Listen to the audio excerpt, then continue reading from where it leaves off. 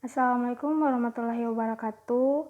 Jadi kami dari kelompok 3 akan menjelaskan hasil PPT kami, yaitu tentang reaksi biokimia protein pada daging sapi. Yang pertama itu daging sapi. Daging sapi ini merupakan bagian lunak pada hewan yang terbungkus kulit dan melekat pada tulang yang menjadi bahan makanan. Daging tersusun sebagian besar dari jaringan otot, ditambah dengan lemak yang melekat pada urat serta tulang rawan. Daging sapi memiliki warna merah terang, tidak pucat dan mengkilap. Secara kasat mata, daging sedikit kaku, elastis dan tidak lembek. Jika dipegang masih terasa basah dan tidak lengket di tangan. Dari segi aroma daging sapi khas gurih, kandungan gizi protein daging sapi sebesar 18,80%. Daging sapi ini yang sudah di-trimming atau dihilangkan lemaknya mengandung banyak zat gizi yang dibutuhkan oleh tubuh dan merupakan sumber protein yang sangat baik.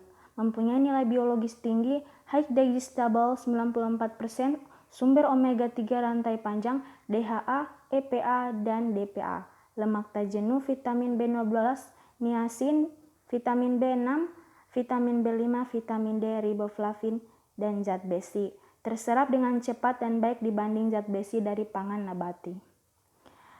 Yang kedua itu terhadap protein. Protein ini merupakan senyawa organik kompleks yang mengandung asam amino yang berikatan satu sama lain melalui ikatan peptida.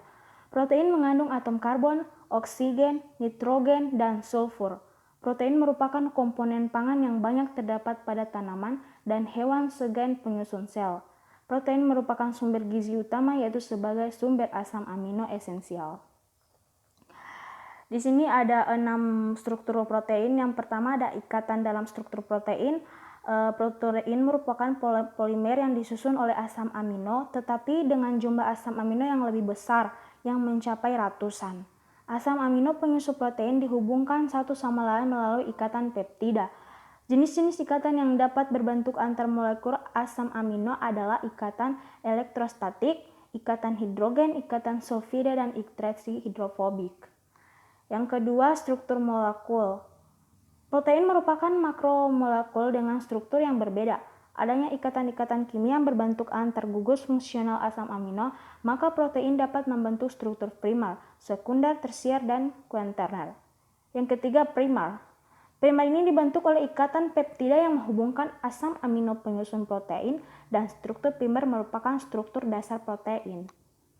Yang keempat itu sekunder. Sekunder protein terbentuk oleh adanya ikatan hidrogen antar asam amino dalam rantai protein sehingga strukturnya tidak lurus, melainkan bentuk coil. Ikatan hidrogen terutama terjadi pada asam amino polar yang memiliki gugus hidroksil, amida, dan fenol. Dalam struktur coil, energi untuk mempertahankan struktur primer lebih rendah sehingga protein lebih stabil. Struktur coil dari protein disebut dengan oil helix. Dan yang kelima itu tersier. Struktur sekunder dari protein dapat tertutup dengan adanya ikatan antara asam amino ikatan hidrogen, interaksi hidrofobik, jembatan garam, interaksi elektrostatik, dan jembatan sulfida pada struktur molekul protein sehingga membentuk struktur tersier.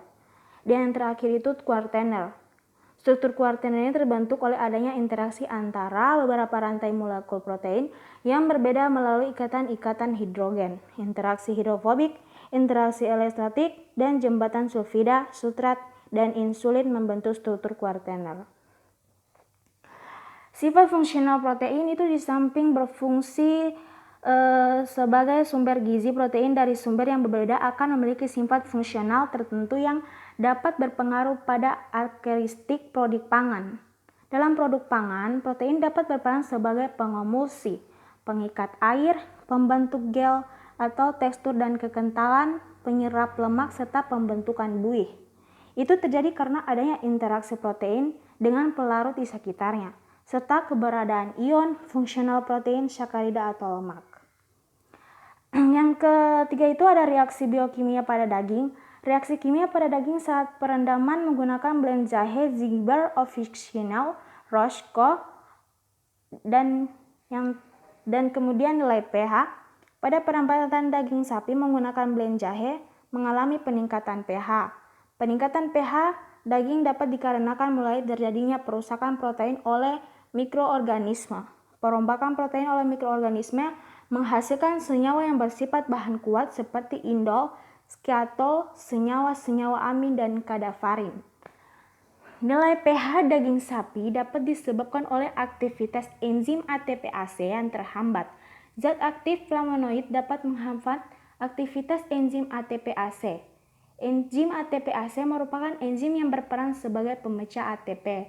Terhambatnya aktivitas enzim ATPase mengakibatkan terhambatnya pepecahan ATP pada proses glikolisis sehingga pH daging masih tinggi. Sedangkan nilai pH menurut diduga disebabkan oleh penguraian glikogen otot oleh enzim glikolisis secara anaerob menjadi asam.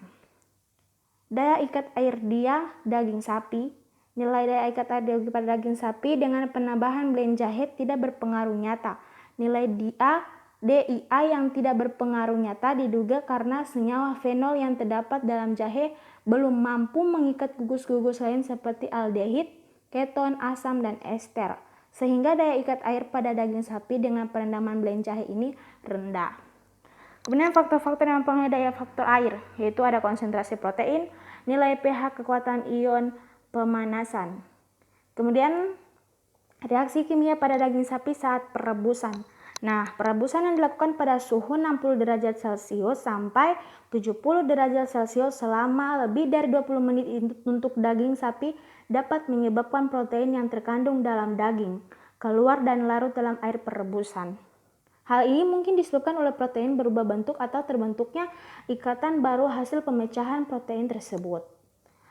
Baik, itu saja yang saya dapat jelaskan. Mohon maaf atas segala kekurangannya. Wassalamualaikum warahmatullahi wabarakatuh.